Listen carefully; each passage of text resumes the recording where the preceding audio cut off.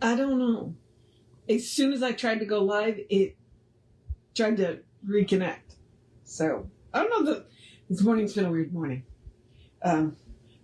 Because we have water coming up through our floor. And we don't know where it's coming from.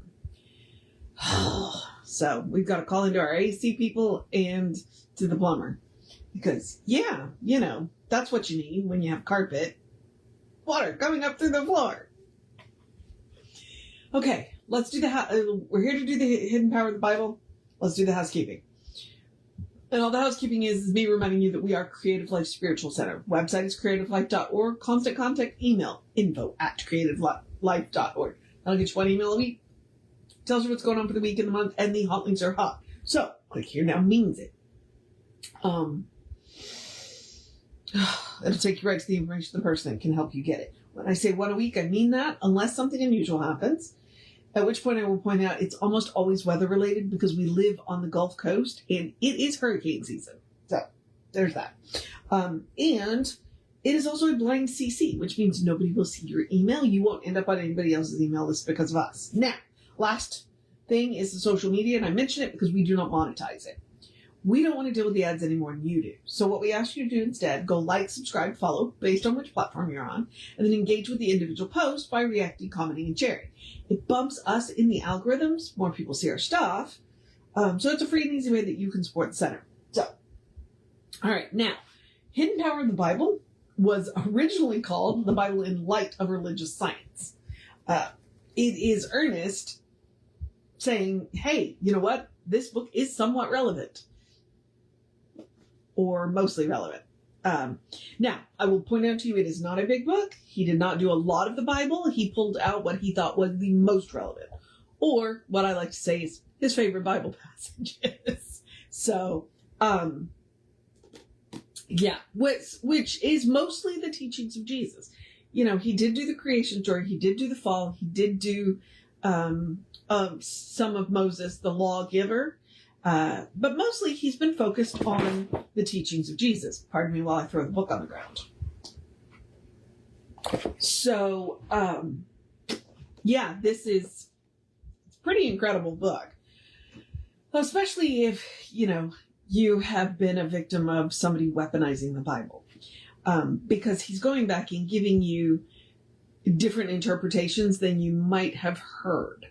So, as I said, science of mind interpretations, which is, that's the point of the Bible, is it's a doorway. And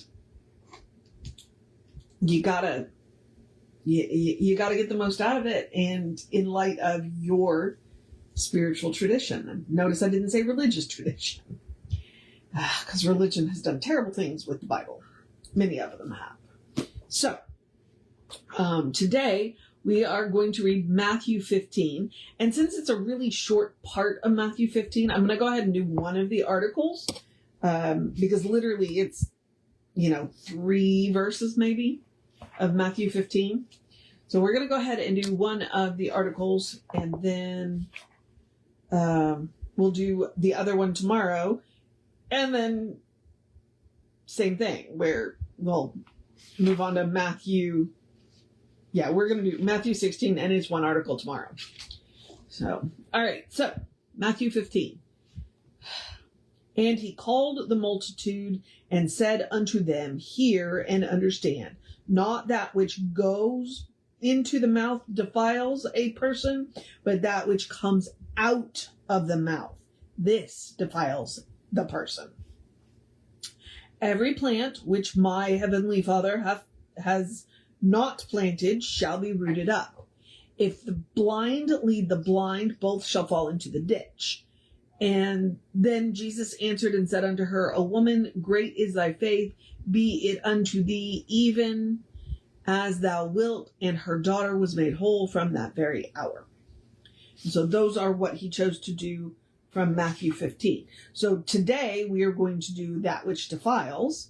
And tomorrow we will do the blind lead the blind. So I will go back and I may go ahead and go back and reread that section.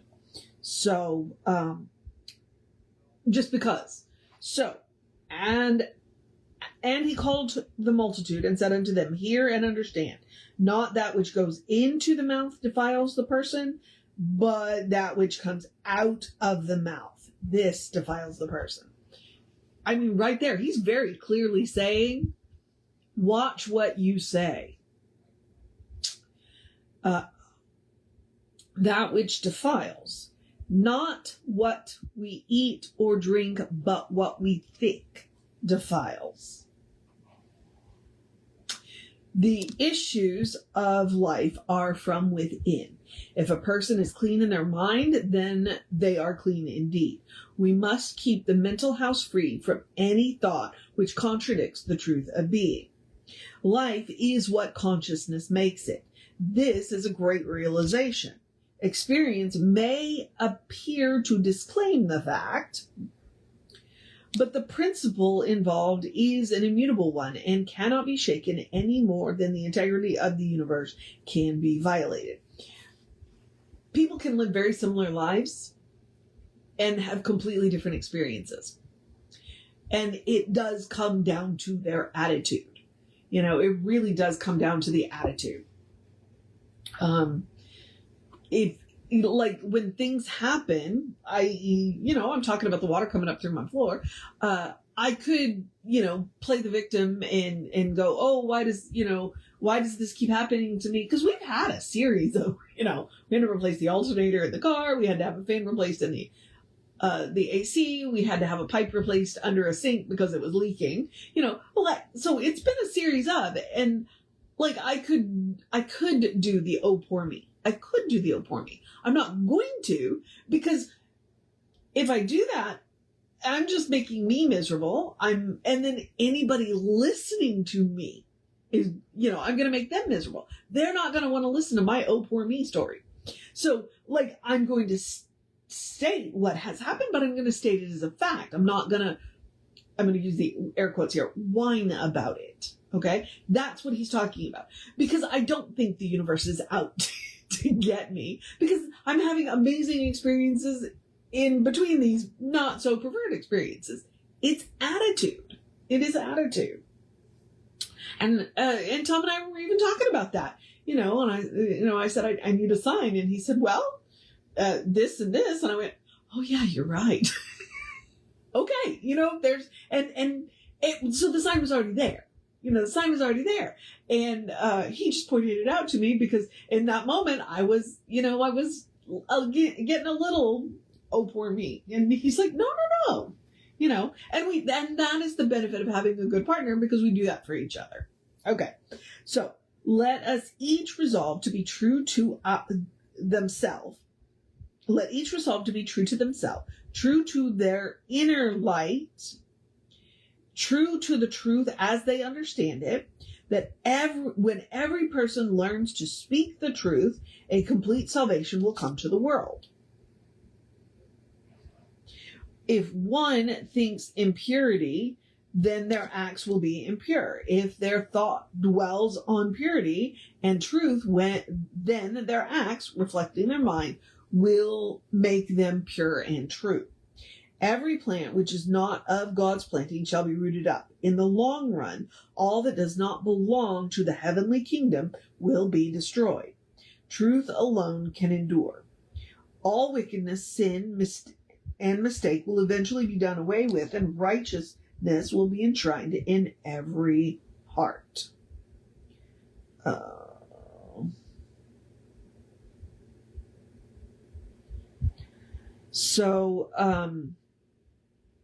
Hang on, I had a thought. Oh yeah, okay. So he starts off by saying what goes into a person's mouth. So let's just talk really quickly for a moment about the dietary restrictions. I have a degree in anthropology. These were desert people. They were not allowed to eat pork, and they were not allowed to eat shellfish. Why? Because there's some hairy bacterias that can live in shellfish that, if they are not stored properly and cooked properly, i.e. refrigerated, and then cooked properly, will kill you.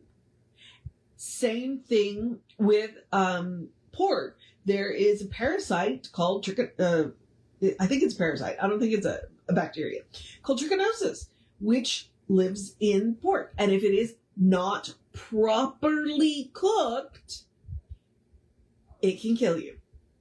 So a lot of these dietary restrictions, that's what they have to do with. They have everything to do with keeping people safe.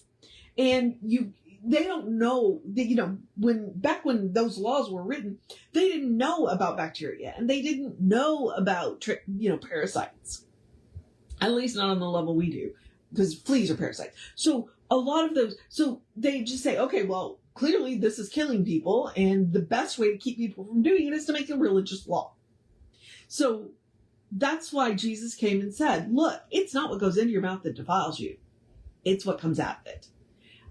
Because a lot of the dietary laws, they were there for a reason, but it was to keep people safe.